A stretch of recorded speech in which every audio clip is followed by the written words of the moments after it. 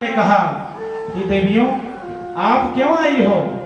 क्या आप वन की शोभा देखने आई हो या यमुना जी के दर्शन करने के लिए आई हो या कोई और कार्य है? बताओ। आप सबको रात्रि के समय अपने घर को छोड़ करके नहीं आना चाहिए। अपने पति को छोड़ करके स्त्री यदि कहीं और जाती है तो लोग उस पर कलंक लगाते हैं। दुशीलो दुर्भगो वृद्धो जडोरोग्य धनो दिवा पति स्त्रीभिर्न हातव्यो लोकेक्षुभिर्पातकी। भगवान माता अनुसुईया की तरह ज्ञान देने लगे और कहते हैं कि चाहे दुर्भाग्यशाली पति हो या भाग्यशाली हो, निर्धन हो या धनवान हो, बहुत सुंदर हो या कुरूप हो, परंतु पत्नी का यह कर्तव्य है कि उसकी सेवा करे, उसे छोड़ करके ना जाए। इस प्रकार से भगवान श्याम सुंदर गोपियों को समझा रहे हैं, परंतु गोपियां कहती हैं कि हे प्रभु, आप ऐसे निष्ठुर वचन क्यों बोल रहे हैं? क्योंकि आपने वंशी वादन करके हमें बुलाया और जब हम आपके समीप आ गई तो आप हमको यहाँ से वापस भेजने के लिए तैयार हैं और ऐसे निष्ठुर वाणी में पूछ रहे हैं कि तुम लोग यहाँ क्यों आई हो? यत् पत्य पत्य सुहृदा मनुरेतिरंग स्त्रीणाम स्वधर्मैति धर्मविदारोका अस्मेवमेतदुददेशपदे त्वदीये श्रेष्ठो भवास्तनुभृता किल बंधुरात्मा।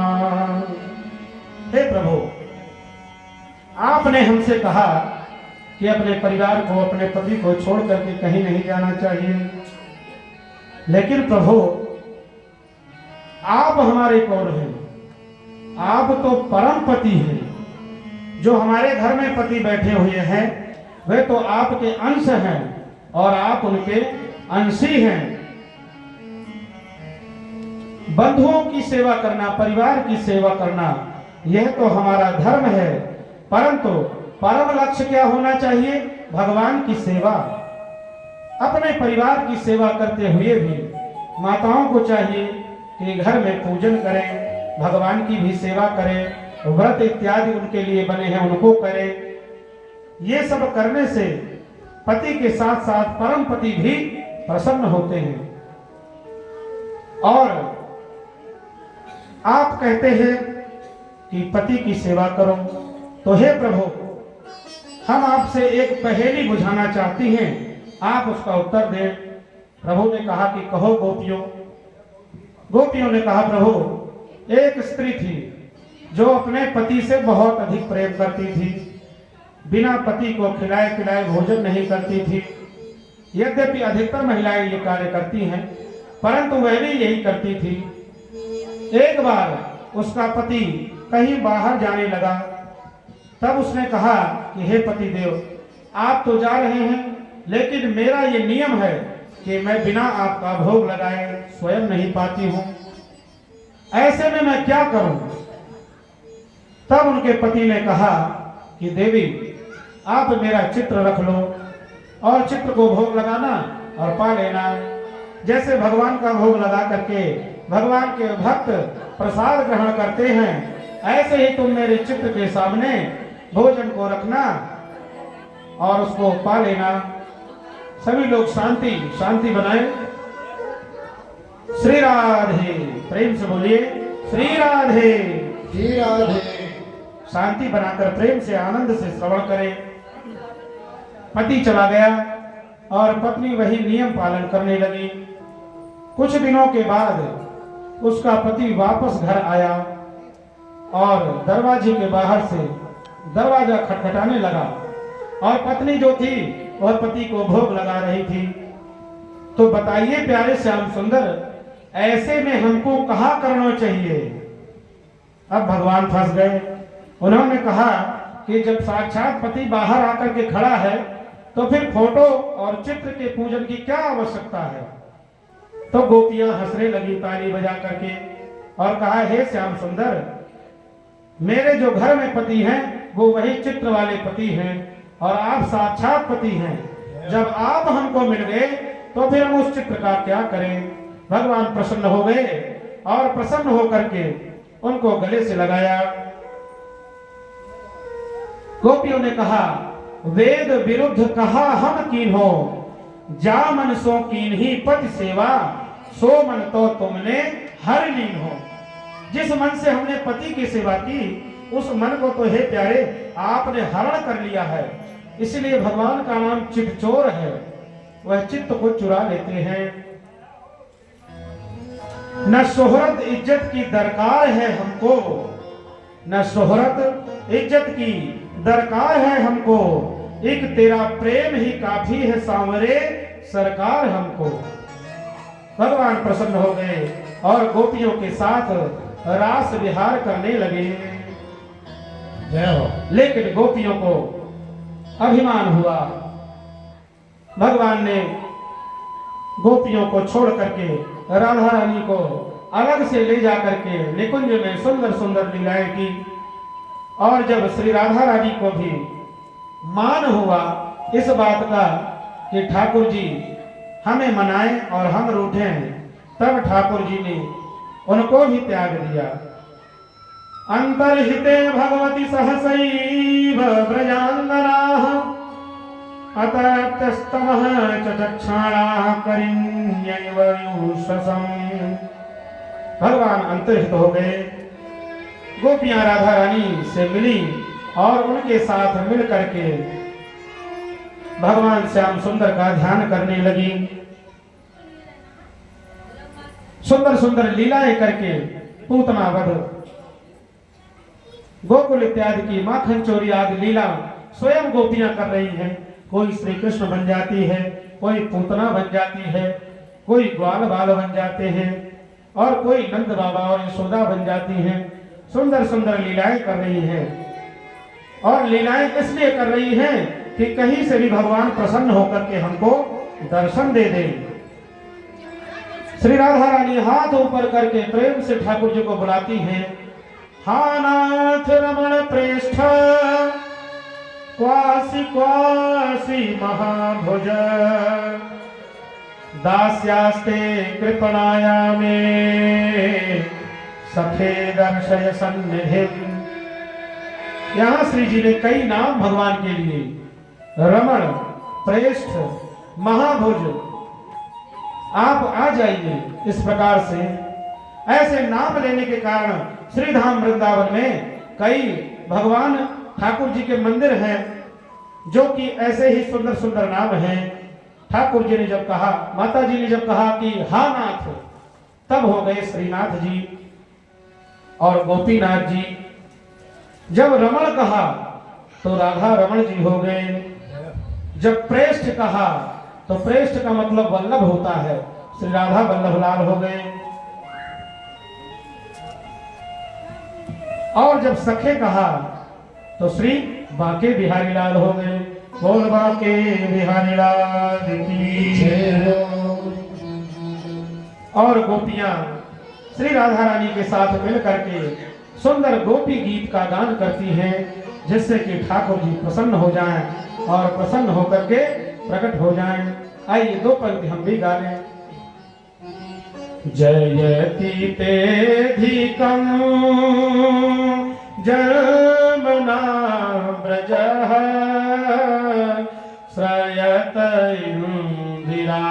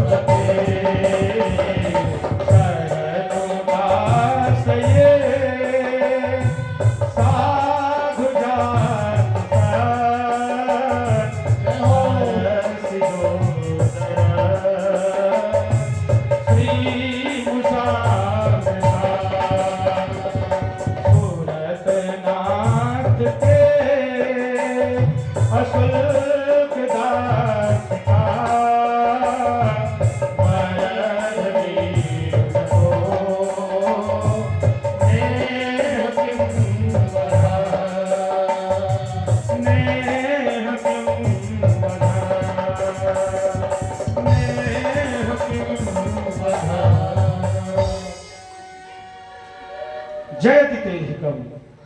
हे प्रभु, ये जो ब्रज है आपके अवतार से वैकुंठ से भी अधिक सुहावना हो गया है। यहाँ पर लक्ष्मी जी आकर के सदैव के लिए विराजमान हो गई हैं और हम वन वन में आपको ढूंढती हुई फिर रही हैं। हे हमारे प्रियतम, हे स्वामी, हम आपकी बिना मोल की दासी हैं, अशुल्क दासिका। आपने हमको अपने प्रेम से, अपनी चितवन से, अपनी भक्ति से वश में कर रखा है। हे प्राणेश्वर, आप हमको आकर के दर्शन दीजिए।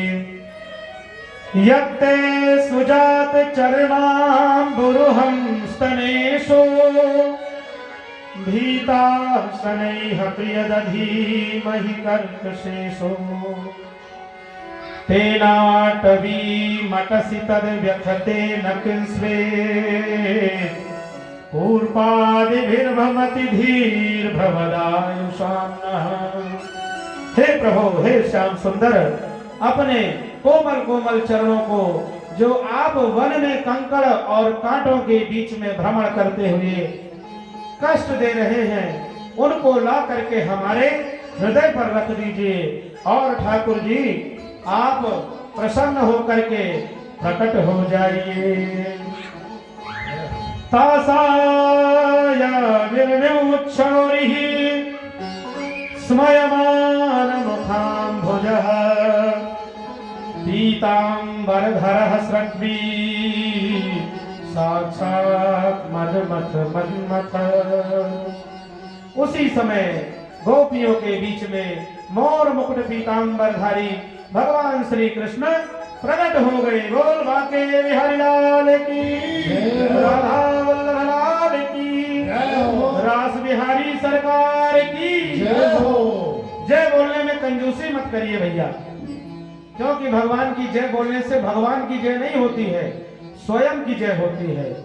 जय का मतलब ये होता है कि विजय हो, धन आवे, ऐश्वर्य आवे, बल आवे, तो भगवान में क्यों आएगा? भगवान तो देने वाले हैं। भगवान की जय बोलने से हमें ही वह सब कुछ आता है। भगवान कैसे सुंदर लग रहे हैं, पीले पीले, पीरही कुंडल पीरही नूपुर पीरी पीतांबर ओढ़े ठाढ़ो पीरी बनी कट काछनी लाल की पीरो ही छोर चौपट का को पीरो ही मुकुट लकुट कर सोहे पीरो ही खौर दियो चहुंगारो गोविंद प्रभु जी की शोभा जो निर्भू तो पीरो ही नंदन नंद दुलारो। बोल पीताम्बरधारी भगवान की जय। भगवान प्रसन्न हो गए और गोपियों के साथ सुंदर सुंदर रास विहार के नृत्य गान आदि करने लगे। जितनी गोपियां थी, अनंत गोपियों के समान अनंत रूप ठाकुर जी ने बना लिए और एक एक गोपी के बीच में एक एक माधव नृत्य कर रहे हैं, सुंदर गान चल रहा है। उसी समय उस महारास में सम्मिलित होने के लिए भोले बाबा कैलाश छोड़ करके और चल पड़े। जैसे ही महारास में प्रवेश करने के लिए आगे बढ़े तो गोपियों ने उनको रोक दिया और कहा, हे भोले बाबा, इसमें किसी पुरुष का प्रवेश नहीं है, इसमें तो केवल एक ठाकुर श्याम सुंदर ही पुरुष हैं, बाकी सारे भक्त गोपी बनकर नृत्य कर रहे हैं, तो ऐसे में आप भी गोपी बन जाइए। अरे एक दिन वो भोले भंडारी बनकर ब्रज की नारी वृंदावन आ गए, वृंदावन आ गए। एक दिन वो भोले भंडारी बनकर ब्रज की नारी वृंदावन भगवान की जय हो आ गए। पार्वती जी मना के हारी, पार्वती जी मना के हारी, नाम देख पुरारी वृंदावन आ गए, वृंदावन आ गए।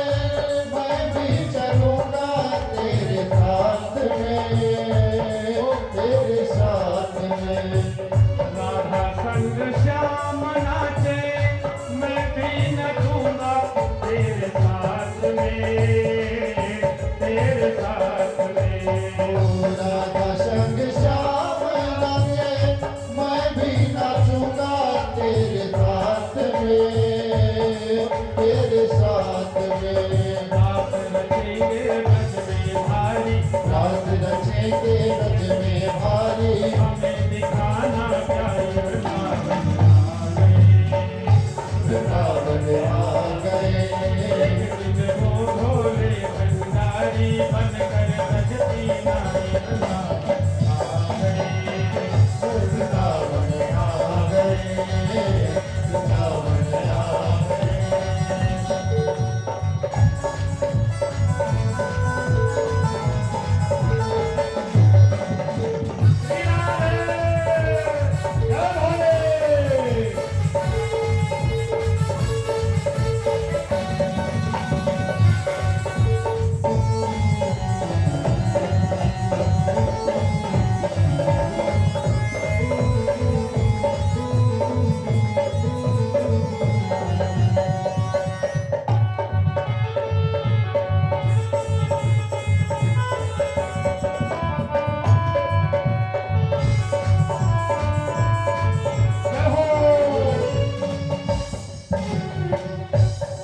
मेरे भोले स्वामी कैसे ले जाऊं तुम्हें रास में, तुम्हें रास में।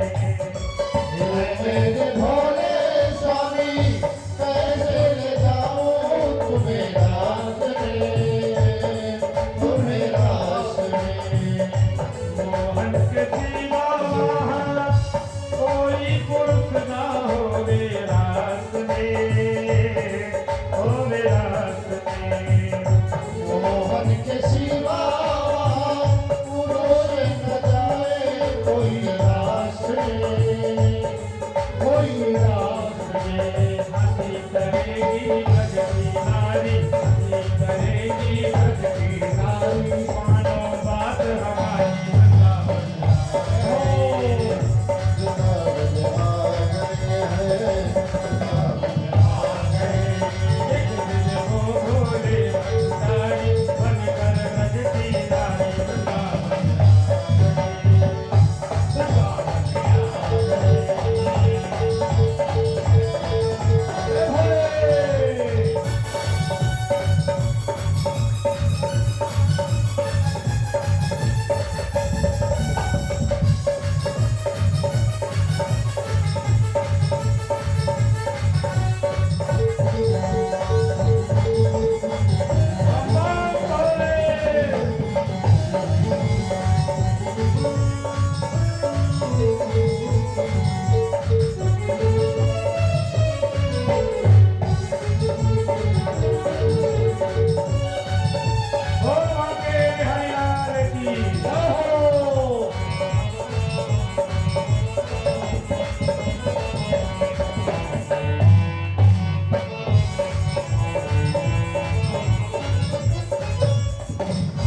भगवान भोलेनाथ स्वरूप बना करके और महाराष्ट्र में जब पहुंचे तो सोचा ठाकुर जी हमको पहचान नहीं पाएंगे।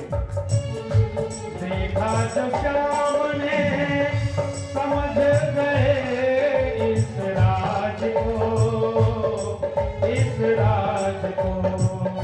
देखा सामने समझ गए वो इस राज को इस राज को ऐसी बजाई बंसी सुधिना रही भोलेनाथ को, भोलेनाथ को।